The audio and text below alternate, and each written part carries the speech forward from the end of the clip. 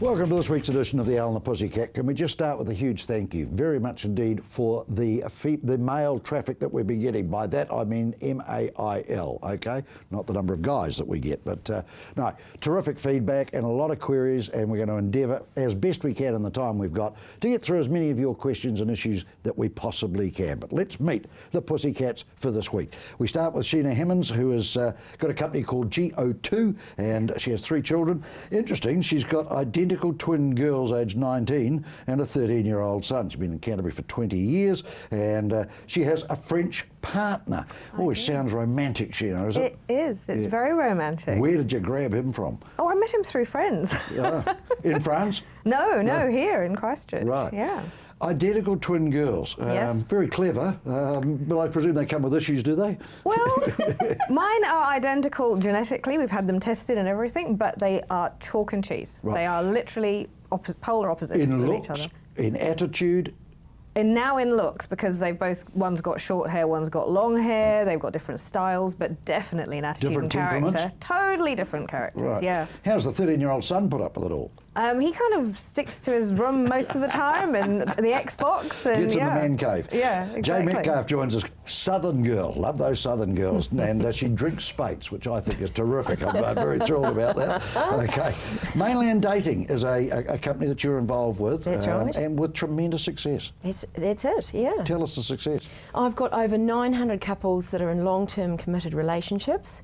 There's been over 100 weddings, and there's over 100 babies born to these couples that have met through my service. Tremendous strike rate. How do they meet?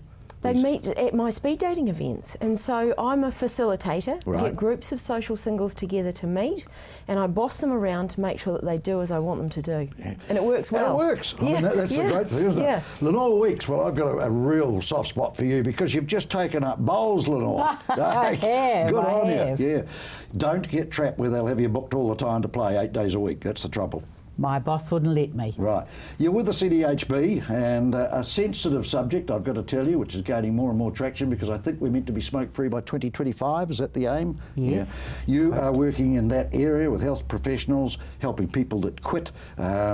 Interesting. You're an ex-smoker yourself. Absolutely. How long ago did you give up? About 20 years ago now, but Right. I started when I was around about 13, Yeah, it's great, the isn't it? usual age. Yeah. So I was a long-term, very, very heavy smoker. Yeah. Did you tamper with it a bit? Did you have a few goes at giving up? Oh, I had lots of those at giving up. And the average number's 14. Is it really? Yes, that people need to quit attempts before they become permanently smoke-free. So. And is 13 about a starting age or not? It varies a little bit. It's slightly younger for Māori, but yes, 13's about the average age. Yeah, not being rude, but it was hellishly fashionable, wasn't it?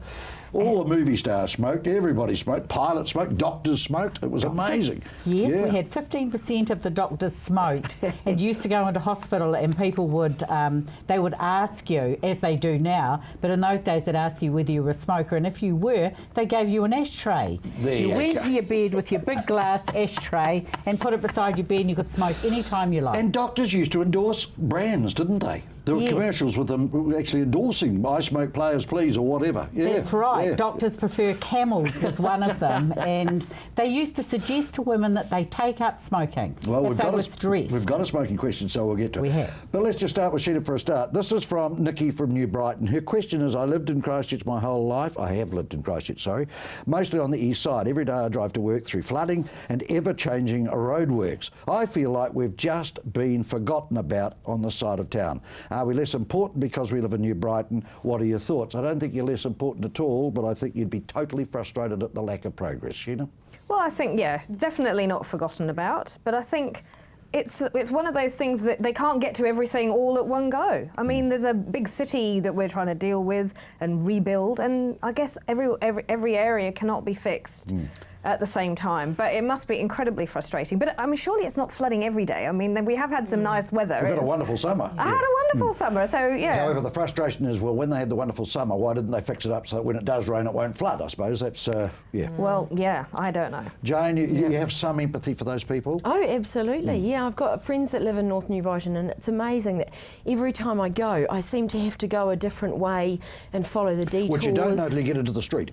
That's it. And it's really funny because I don't know Christchurch that well, so I'm forever using my Google Maps, which don't actually work. Oh. Because, of course, they never show where the roadworks are, and so I always find that a little bit frustrating. But Lenore, you're out we'll in get there in eventually. Lincoln area, are you, somewhere? Yes, yes. That has exploded, hasn't it? But I presume if you lived in the New Brighton area or the east side, you'd think, well, how come Lincoln's gone 100 miles an hour and nothing's happened here? Yes, well, I work in, I'm based at Community and Public Health in Manchester Street, which means that I'm driving over the Southern Motorway and into town every day. And I think one of the things is, since the earthquakes, we've all had to become used to the fact that every time we try and go somewhere, either to an appointment or even get to work, almost every week the route that you need to take has changed. Can I throw one at you? I live in Merivale, for argument's sake.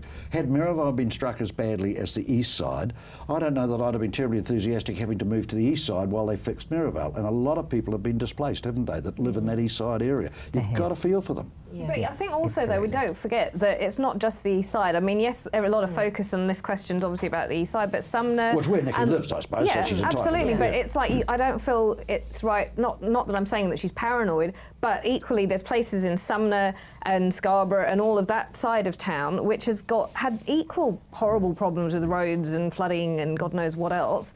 So, I mean, I think it's just a citywide issue, and depending on where you live, you know, it's harder for Is it some fair to than say, though, others. that when you drive around the west side, they seem to have made a hell of a lot of improvements. They've put all the energy into there. I don't know that they had quite as many issues Yeah, on the west I don't side. think West So it's and easier to do. Well, yeah, but the other thing as well is I think that they've got to do it all well, because you want to do it once and once only. I don't want people to resurface the road if in 3 months' time they dig it up to do the sewer. So, you know... They used to do that before the earthquakes, Well, though, didn't they? yeah, they did. unfortunately they did. But, you know, that's the sensible thing to do with a whole city to redo.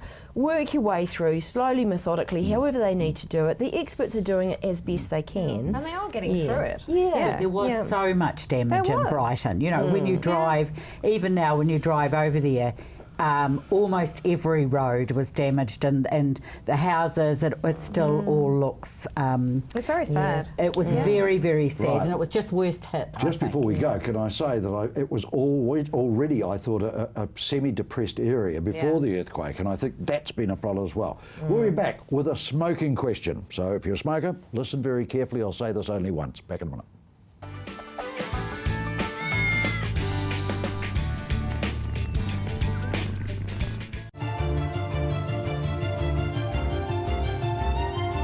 Hi, I'm Chris Lynch. Join me every Monday at 8:30 on CTV as we discuss the issues affecting you, your family, and everything to do with Canterbury. That's CTV 8:30 right here. Computer not working? Replace or repair? DIY or get a technician? Looking for parts? Thinking of upgrading? Need accessories? You've got questions, we've got answers. Global PC.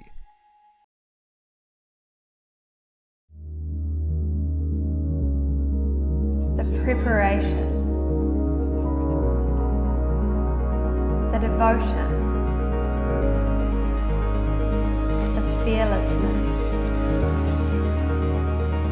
the intensity. Runway model management. First impressions are everything.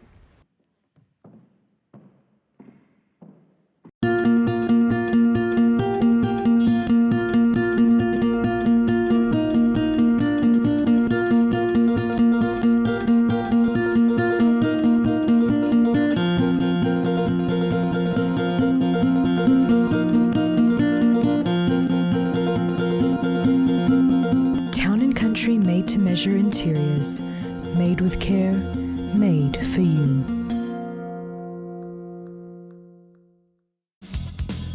Join Graham Sinclair and the team at Gone Fishing as they bring you great stories, fishing tips and beautiful scenery.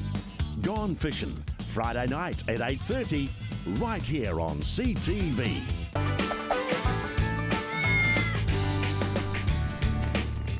Time really is the enemy of this program, isn't it? Because we can get a little bit bogged down on a question, but I did promise we'd go straight to the smoking question. We're going to start with Lenore. She's with the Canterbury District Health Board. Let's have a crack at this one. My partner and I were both smokers.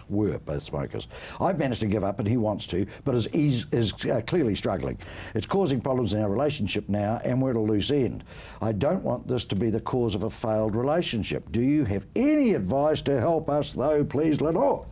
Well, I think the first thing that I would say is that obviously she has found it really, really easy to stop smoking. And it's not the same experience for everyone. But what seems to happen is those people who find it easy then think that everyone else should be in exactly the same boat, and it's not like that. So like they say, there's nothing as bad as an ex-smoker, isn't there? I know, and then they stand up Yeah. and they say, look, I just threw the filthy things away. Yeah. And of course, if people could do that, nobody would smoke, because we know there's something like 85% of smokers don't want to be smoking. It's socially unacceptable now. What do you do with the problem, though? And I've got mates that one or the other partner has given up and the other one still smokes.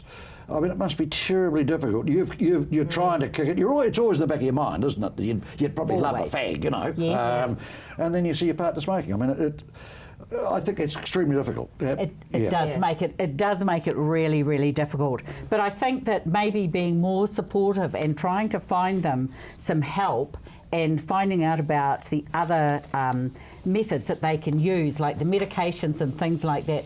People shouldn't stop ever trying to give up. They should just keep trying until they find a method that's right for them. And something that was interesting was just on the drive to the studio today, I came across a sign that was just on someone's fence, and it was one of those lovely stop smoking immediately hypnotic thing. Does it work? I don't know, but I think they have a guarantee, those people. Oh, yeah. Where you pay the cash and you get your hypnosis done, and if it doesn't work, you can go back time and time again. So that's another idea, and it's funny when you think about the expense of smoking. Oh, it's so horrendous. So if it's $195, this is what the sign said this morning. It was talking to me, and the sign said $195, quit smoking forever. I'm not a smoker, no. But when I was coming to the Everyone in studio, Southland smoked. oh, stop it!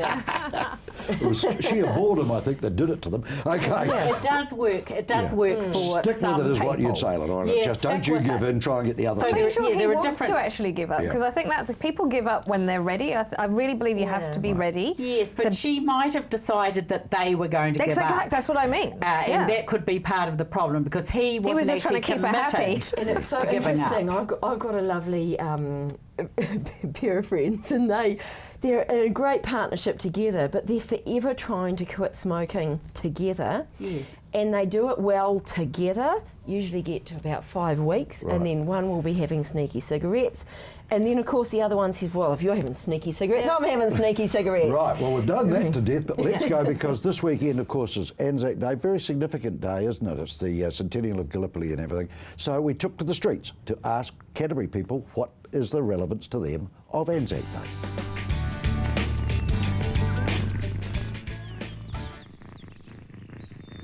Probably more just thinking about it. My son and half my family all go to the Anzac Parade, and they go to the dawn service and everything, so yes, and then they all come and see me for the day. I've been making some poppies because I make jewellery, so I've been making some poppies, but to celebrate it, not too sure yet. Maybe go to the dawn service. We're going to go to the dawn service. I'll probably watch it on television, which is naughty. Going to a service at the Oaks Retirement Village.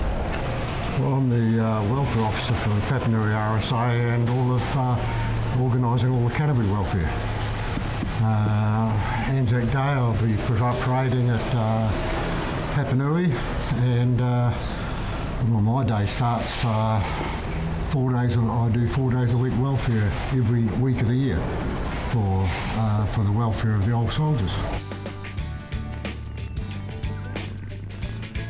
My uncle died in Gallipoli. I had a brother who went through the the Second World War, right through that, and I had a father that went into the 1914-18 war too, so got a very good big connection with Anzac Day. It's just for me, it's just holiday for the kind of one of the holiday in New Zealand.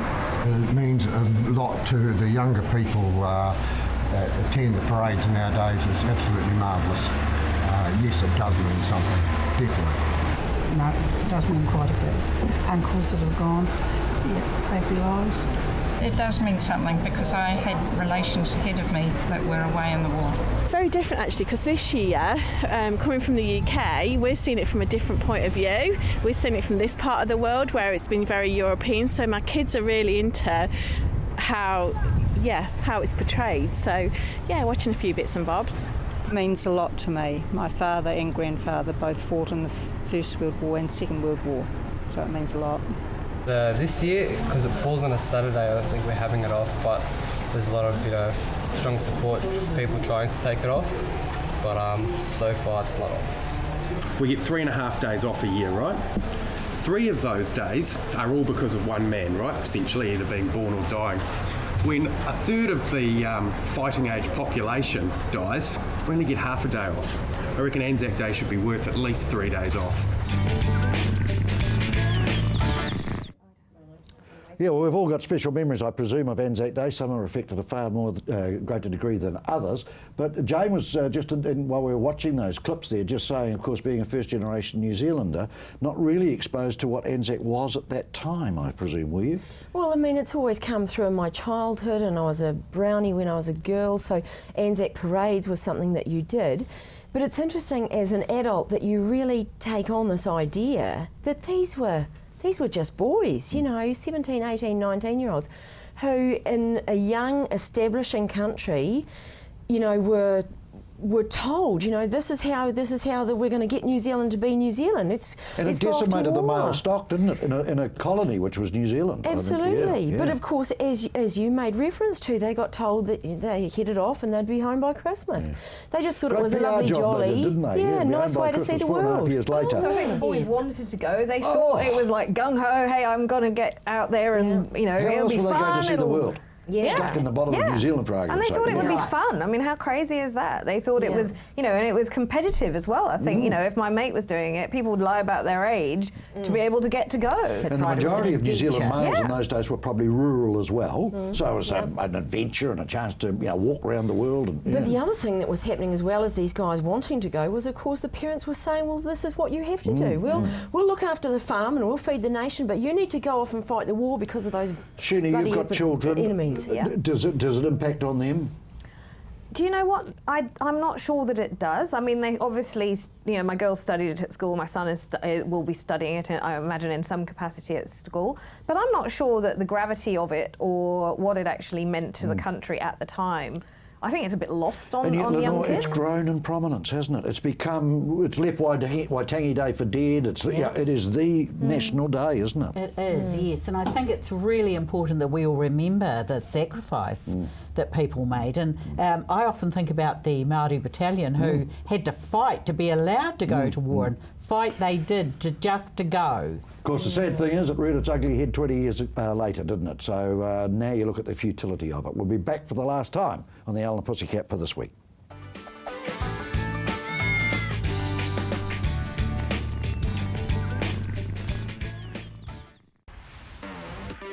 With all the latest innovations in the world of technology, Shift has everything you need to stay informed and in the know.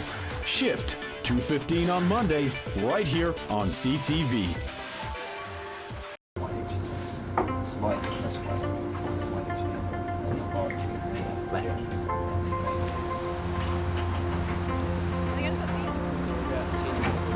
Opus is recreating the heart of Canterbury. From large-scale projects to commercial buildings.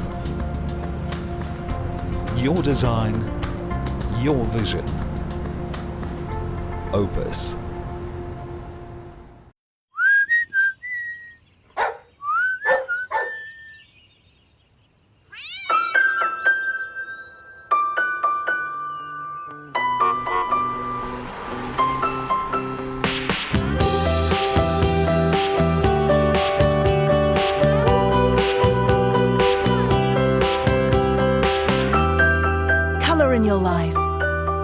Steel, the roof of New Zealand.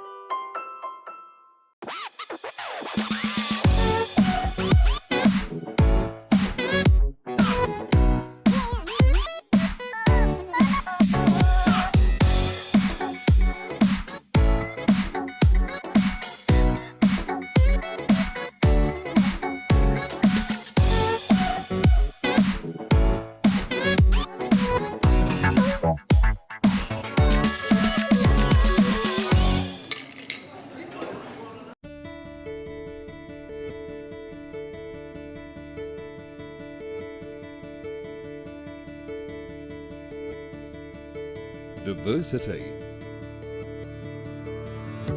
No deposit. Instant finance.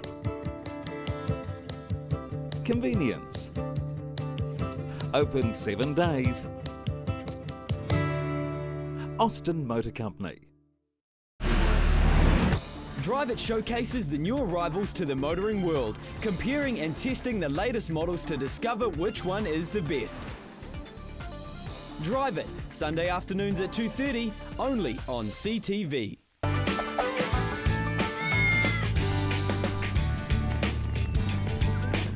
Lenore's telling me, of course, they got a tobacco ration in those days as well. Not too good for the CDHB, is it really? Just a wee story of mine, which is interesting, of how globally this thing went. My grandfather fought the First World War. He had 3 other brothers. They fought for 4 different countries. My granddad fought for New Zealand, one fought for Australia, one fought for Canada, and one fought for the Black Watch Regiment in Scotland.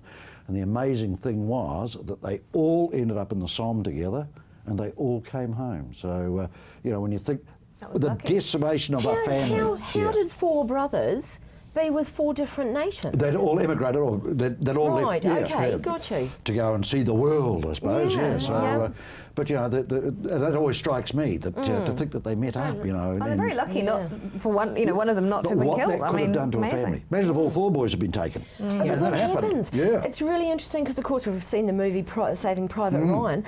Down in the museum in Riverton, they have a lovely little room that's all to do with Southlanders going off to war. And there's a lovely story there about this poor wee lady who lived near Riverton, and all her 4 sons went off to war and none of them came home. No, that would be tragic. Now, they don't allow that now. Is that, I think, is that in the American Army? I don't think they do. I don't think you can send, I don't think you can send 4 away. But yeah, the devastation, and of course the flow-on effect that it had to New Zealand, because it just decimated our stock, didn't it, of guys. Yeah. But dating in those days must have been very difficult Absolutely, then, with no men around. How did you rebuild your lives if there are not many men around? I mean, But I also think it potentially added to the fact that in New Zealand we're a lovely nation, we were the first to get the women voting and all that kind of thing, because of course the women had to jump in. They had to be on the farm, they had to do the jobs, they had to take a bigger role because, you know, the men had been lost and got changed. So that aided us, I think, as a young country as well. And it changed the recognition of women in the workforce globally, didn't it? Because everyone had to be all hands to the pump, they used to say. Well, that was the same in other countries. I mean, I'm from the UK, and that was the same there as well. I mean, you saw women in factories. They didn't want to get back in the kitchen, no, did exactly. they? You know, when the men who did come home. The 50s were hard for women, because then, you know, there was that whole tied to the kitchen sink wearing an apron and giving birth to babies. I mean, that's not what they wanted after having been making bombs and working in nurses and doing everything. They'd been doing something really, really important, and they didn't want to be relegated back to the sink. Yeah. And of course, spare the thought for the women that were at home. We all said, oh, and they were lucky enough to come back. What sort of shape did half of them come back in? Well, you know, I mean, so they had a monumental task of rebuilding, didn't they? And definitely not the recognition that you get in the modern day of post-traumatic stress syndrome. I was just about to say, I don't think they even diagnose post-traumatic stress disorder. They just said, oh, he's not so good in the head, you know, whatever the statement would be. And in a lot of cases, they weren't released anyway. They had to keep fighting on, didn't they, even though they were in bad condition. So, our thoughts go out, and it's a very special day, and I'm sure it's grown, the attendance at Anzac services. It's really sunk into this country, hasn't it? Well, I think it's also a little bit about the recognition that because we don't have those old soldiers anymore, we've got to go. You know, I think that's part of it. Like, I didn't used to be a great one for getting up at Sparrow Fart to go to the service, but I do now, because I recognise that the old soldiers that went, they're not with us anymore, so I've got to go and sort of pay my respects and do that So myself. you're stepping up. I'm stepping good on up, you, and Jane. it's That's nice good. because, you know, the young ones are coming through and doing the same thing. It's nice. I can say from my experience going to an Anzac service at St Andrews College, you know, where they have quite a large roll of those that fell in the wars. They've now identified them with photos, and that is the most graphic thing, to see how young these people were that lost their lives. We tend to think, oh, they were middle-aged guys who went off to fight in the war. They weren't. They were kids, you know, straight out of school in a lot of cases. So, yeah, it's a very special moment. What will you do on Anzac Day, you guys? I'll get up and I'll go to the service. Great. Lenore? Now, going to the service is one of those things that I've always said that I would like to do. Will you? It's pretty simple, yes or no. Sorry about that, yeah. You don't need your minute silence in here. No, you can do it on the day. Exactly not. Yes. I had to think. I didn't want to promise something that I wasn't going to stick Listen, to. you gave up smoking. You could certainly give up a morning. True. I certainly And because could. it's Saturday morning, you can go to the dawn service and then you can treat yourself with a coffee at favourite cafe, something like that. Exactly. Yes. Sheena, yes. what will you do? Will you take your family? Probably not, but I think my son will have to go anyway with school, so and that would be good. Whether I will go, I'm not sure, because it'll probably be a lion for me, and I know that sounds terrible, but that's... Oh, the selfishness of it all. I It's appalling, know. isn't it, really? That's yeah. I'm being honest, just... Exactly. Yeah. Okay. And I think, you know, here we are going away again as an Anzac unit, basically, to our own. You know, I think, what have we really learnt? Have we learnt anything? Yes. That's the thing that troubles me. But war in itself is just the most mindless thing. Yeah. It's just it's such a tragic loss of life. It's a waste of life. It's awful. And you'd think that now we would actually have some diplomatic way to actually avoid war. Absolutely. You would think that we would have grown and developed and become. But we still have terrorism, don't we? Yeah. You know, and we can't just sit and watch it kind of happening. But does the war actually solve the terrorism? Because I don't think it does. It's the terrorism generally seems to be by small groups and individuals. It's not whole countries fighting whole countries. Of course, like the other war. huge change, and it's in our living room every day. We had no idea what the guys were going through in 1418, did we? Yeah. You know, no movies, no cameras, nothing. So now it's just so real. And the carnage. Thank God, I presume that it wasn't actually shown in the homes. When you think of just the carnage that went on. They had the radio, I suppose, didn't they? And I guess The wireless. The wireless, yes. Yeah. But you wouldn't have wanted to see exactly what was happening. That's what I'm saying, yes. I can't even watch Family movies members like Saving Private Ryan. It just makes me so upset to see, people being blown limb from limb, and it's for absolutely no reason. Not that there's ever a reason for it, but it's horrible. Right. Yes. So our plans for Anzac Day. You're not sure, you're there, and you're favouring the sleepyhead bed. Yes, I can't absolutely. believe that shit. I really can't. Will we all have an Anzac biscuit? Probably. Well, Yes, probably. well, that's great. Cup of tea. With a and nice Anzac, cup of tea. Yeah. And the new RSA has opened in Christchurch as well. Let's now just get the Bridge of Remembrance fixed, eh? Oh, yeah. I mean, that's terrible. It That should would be be fixed. it, And yes. there we are. That's the Pussycats issuing the challenge, okay? Get the Bridge of Remembrance fixed. We'll be back next week with another Owl and the Pussycats. Until then, enjoy Anzac weekend, make it special, and we'll catch you same time next week. Keep the mail coming in.